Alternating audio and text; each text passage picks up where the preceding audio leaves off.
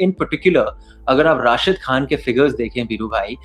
यहाँ पे क्या गेंदबाजी उन्होंने दिखाई है, 3 विकेट लिए हैं for just 7 runs,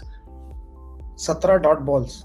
17 dot ball. हाँ जी, इम्पोर्टेंट वो भी है क्योंकि डॉट बॉल डालते तो प्रेशर बढ़ता है।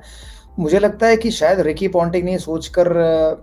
स्टोइनिस और हिटमायर को ऊपर भेजा हुआ कि राशिद खान को इंडियन बैट्समैन जो स्पिन अच्छी खेलते हैं वो खेल लेंगे, बट राशिद खान को समझ पाना शायद इंडियन बल्लेबाजों के लिए भी मुश्किल हो गया कि अजिंक्य रहाणे भी शायद उनको आउट हो गए, हिटमायर भी उनको आउट हुए हैं मेरे ख्याल से, श्रेयस अय्यर भी उनको आउट हुए हैं, तो थोड़ा डिफिकल्ट हो गया उनके लिए भी। बट अगर आप पहले से ही ये प्लान करके जाओगे कि यार राशिद खान को हमको आराम से खेलना है और आप चेज कर रहे हो 220, तो फिर आपकी जो सोच है वो नेगेटिव रहती है। तो अगर आप उसकी बॉल के अकॉर्डिंग खेलते तो शायद उसको भी रन पड़ सकते। तो ये दिखाया है तेवतिया ने, प्रियम गर्ग ने, बहुत बल्लेबाजों ने उनके खिलाफ किस तरीके से वो खेले हैं। तो मेरे ख्याल से नो डाउट वो वर्ल्ड क्लास बॉलर हैं, बट वर्ल्ड क्लास बॉलर हैं, उनको बॉलर वर्ल्ड क्लास बनाता कौन है? बैट्समैन। अगर आप उनके भी पीछे पड़ते हो तो हमने देखा है कि वो भी शॉर्ट पेच, ओवर पेच, फुल टॉस, हर तरह की गेंद डालते हैं फिर बचने के लिए। सर वो एक्चुअली एंड में तो इंसान ही है ना, फिर जब इंसान के साथ, दिमाग के साथ खिलवाड़ करोगे तो फिर इंसान सोचने में मजबूर हो जाता है। मिनिस्टर साहब आपको सर एक उनके फिगर्स दिखा देते हैं सर, क्योंकि इस टूर्नामेंट में द बेस्ट पार्ट ये है कि जैसे वीरू भाई ने भी बोला कि जो भी राशिद के खिलाफ अप्रोच ला रहा है वो ये है कि मैं इसके 4 ओवर जल्द से जल्द कैसे निकालूं और इसको अपना विकेट ना दूं। These are his figures in the tournament sir, 1 for 25 versus Kolkata, 3 for 14 versus Delhi, none for 12, लेकिन जहां पे विकेट नहीं लेते किफायती होते हैं वहां पे 1 for 22, 3 for 12 versus Punjab and Rajasthan 2 for 25। Sir ये नहीं, इनफैक्ट और भी है यहाँ पे, 1 for 28 versus Kolkata, 1 for 20 versus Rajasthan and 2 for 14 versus Punjab, और आज ऑफ कोर्स 3 for 7। सर जहाँ पे आपको इनकी गेंदबाजी में सबसे अच्छी बात क्या लगती है कि आज तो ऐसा लग रहा था कि वो बल्लेबाज को देख रहे थे और बल्लेबाज उनसे डर रहे थे और उस डर में वो विकेट निकाल रहे। देखिए आज तो आए भी जल्दी, क्योंकि थोड़ी देर में आते हैं, 8वें ओवर में, 9वें में, कभी बाद में, मतलब बीच में संभालते हैं। आज जब आए तो 2 आउट हुए थे, हिटमायर साहब खेल रहे थे, पहली गेंद हिटमायर को डाली, वो ऐसे मारने गए, उनको लगा गुगली होगी या जो भी है, लेग विकेट पे लगी, पहली विकेट गिर गई। फिर सरप्राइज मैं हुआ कि अजिंक्य रहाणे भी चकमा खा गए यार उस गुगली से, क्योंकि हम परसों तरसों देख रहे थे और दिनेश कार्तिक चकमा खा गए थे गुगली से,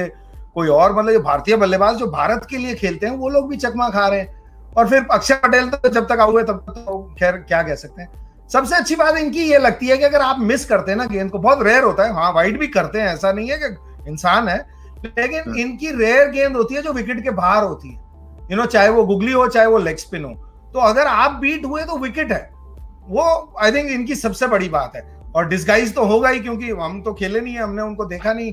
लेकिन आजकल के खिलाड़ी आई थिंक हाथ से पढ़ते भी नहीं है कि स्पिन किस तरफ हो रही है, ऑफ द विकेट पढ़ने की कोशिश करते हैं, उसमें ये सबसे बढ़िया है, क्योंकि इन जो केस है ना पिच पे गिरने के बाद,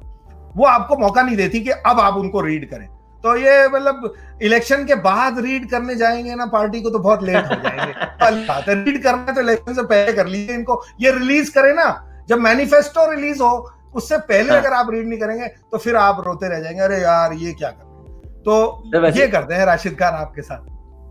वीरू भाई वैसे कैंपेन के टाइम पे बड़े स्पीच लगते हैं, यहाँ पे राशिद साहब ने भी एक पोस्ट मैच यहाँ पे कमेंट दिया है अपनी गेंदबाजी को लेकर, और जोई सर यहाँ पे बोल रहे थे, I think I should bowl in the right areas, my point is to always go in with a clear mind, I don't go in to take wickets but I go in to bowl dot balls, क्योंकि format ऐसा है, dot ball मैंने डाले, pressure खुद बल्लेबाज पे आता है। देखिए एक उदाहरण देता हूँ, एक टेस्ट मैच खेले थे इंडिया के खिलाफ, उसमें इन्होंने विकेट जरूर ली थी, लेकिन रन कितने दिए थे? 100 के ऊपर,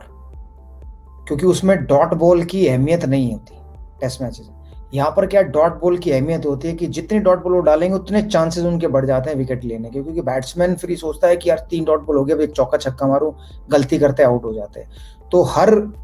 वनडे और T20 का बेस्ट बॉलर वही होता है जो ज्यादा डॉट बॉलें डाल पाता है, जो ज्यादा डॉट बॉलें डाल, क्योंकि दबाव बनाता है और फिर विकेट मिलती है। तो इसलिए जब कहते हैं ना बॉलिंग इन पेयर्स ऑल्सो, तो वो दोनों जो पेयर होते हैं बॉलिंग में वो डॉट बॉलें ज्यादा डालते हैं, तभी दबाव बढ़ता है और फिर विकेट मिलती है। तो इसमें माहिर हो गए हैं राशिद खान। एक तो उनकी गेंद समझ में नहीं आती, किसी को हाथ से पिक नहीं कर पाते बल्लेबाज, और दूसरे उनकी जो डालने की गति है ना वो इतनी तेज है कि आप मिस हुए, लेट हुए, आपके पैड पे लगेगी, आप डंडे पे खा जाओगे।